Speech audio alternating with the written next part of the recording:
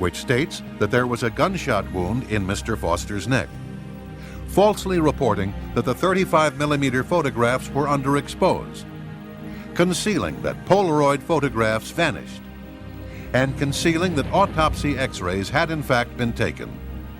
That in the U.S. Park Police report, Dr. Beyer discussed the existence of x-rays. That the technician who installed the x-ray machine said that it was in good working condition. But the Fisk report stated that the x-ray machine was inoperable at the time of Foster's autopsy, and as a result, no x-rays were taken.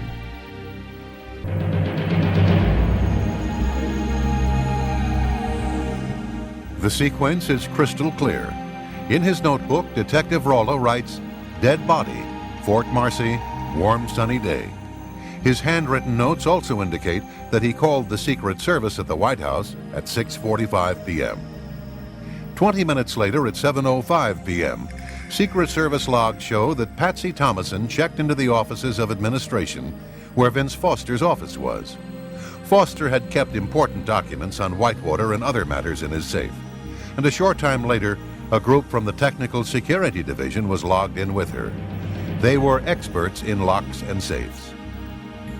Trooper Roger Perry was on duty at the guard shack of the Arkansas Governor's Mansion when a call came through from the White House.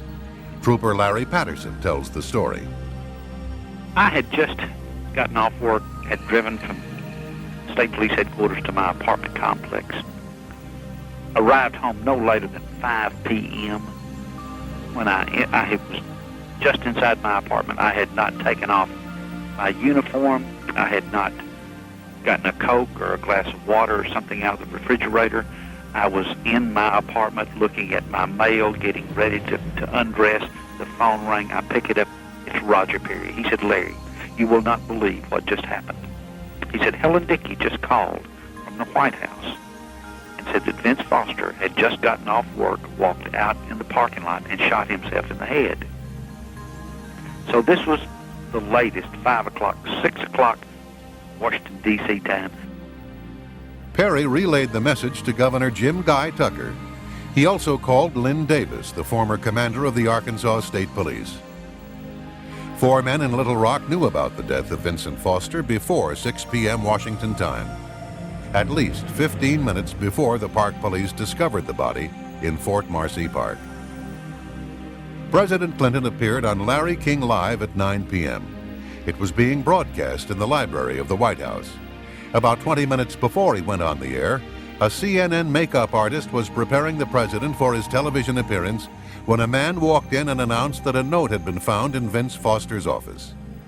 So the White House Secret Service, Chelsea's nanny, and 3 troopers in Arkansas had known for several hours, but Bill Clinton went on Larry King as if he knew nothing of Foster's death.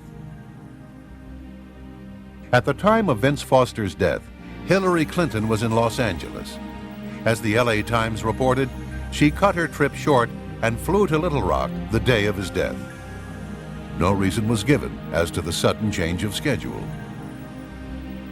Former FBI Director William Sessions stated that the Foster case had been compromised from the beginning.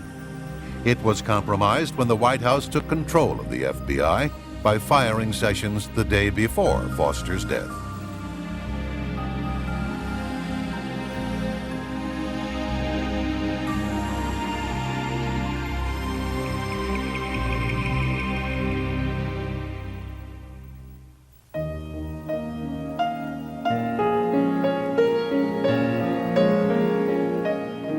Gerald Parks was a Little Rock private investigator who became deeply enmeshed in the Clinton political machine.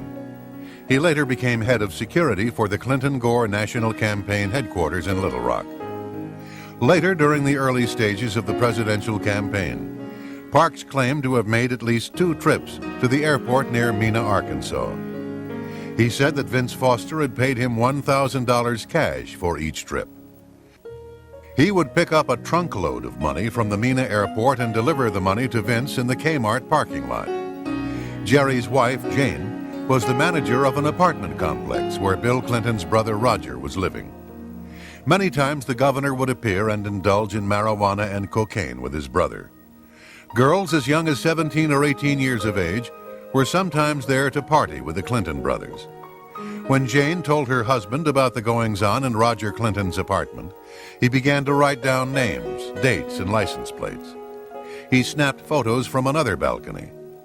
Over a period of time, Parks had collected a thick dossier on the comings and goings of Bill Clinton. Jane Parks revealed that her husband had carried out sensitive assignments for the Clinton circle for almost a decade, and the person who gave him his instructions was Vince Foster. Foster had called the Parks home more than 100 times, identifying himself with the code name the Congressman. By the late 1980s, Vince trusted Parks enough to ask him to perform discreet surveillance on the governor. He needed it for Hillary because she wanted to gauge exactly how vulnerable her husband would be to charges of philandering if he decided to launch a bid for the presidency. Jane claims that about a week before his death, Vince Foster telephoned her husband. Hillary was worried that there might be something in the files that could cause damage to Bill or herself. Jerry told Vince Foster that there was indeed plenty to hurt both of them. But you can't give her those files. That was the agreement. A few days later, Foster again called the Parks residence. He was calling from a payphone. He said he was going to meet Hillary at the flat, and he was going to give her the files. Parks then said, "You can't give Hillary those files. She's capable of doing anything." 2 days later, Vince Foster was dead. When he learned of Foster's death, Jerry Parks told his wife, "I'm a dead man." For the next 2 months, he was in a state of fear.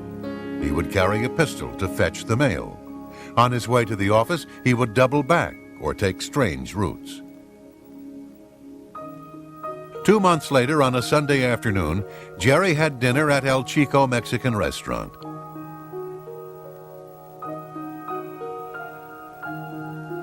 On the way back, a car pulled up beside him and shot and killed him with a 9mm handgun at point-blank range.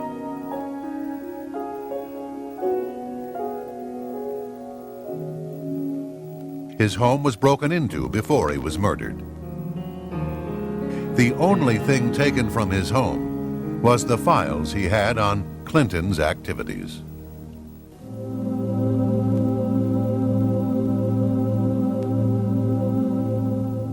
Trooper Ferguson's ex-wife, Kathy, was to be one of the key witnesses for the prosecution in the Paula Jones case and had been openly vocal about her belief in Paula's testimony. 4 days after Paula Jones filed her lawsuit against Bill Clinton, Kathy Ferguson was found dead of a gunshot wound to the head. Her death was ruled a suicide. The following is an affidavit of Sherry Butler, who was one of Kathy's best friends. Quote, "Kathy Ferguson had been a friend of mine from 1991 to 1994, and on occasion had mentioned that while attending functions at the governor's mansion, then Governor Bill Clinton had cornered her in the kitchen of the mansion and pinned her to the counter. Shortly before her death, Kathy stated that what Paula Corbin Jones was saying about Clinton was the truth, and, quote, I wouldn't put anything past Bill Clinton, unquote. Kathy Ferguson had been a nurse, and a number of medical personnel attended her open casket funeral. Her autopsy report had placed the fatal bullet's entrance wound at the right temple, with the exit wound at the left temple, making it a possible suicide. However, at the funeral home, 3 nurses, an RN and 2 LPNs, decided to make a careful examination of the wound. Yet none of them saw any wound at the left temple. What they did see looked to be a large, blown-out exit wound in the right temple. This puzzled them because they knew Ferguson was right-handed. This prompted them to look for an entrance wound on the left side. One of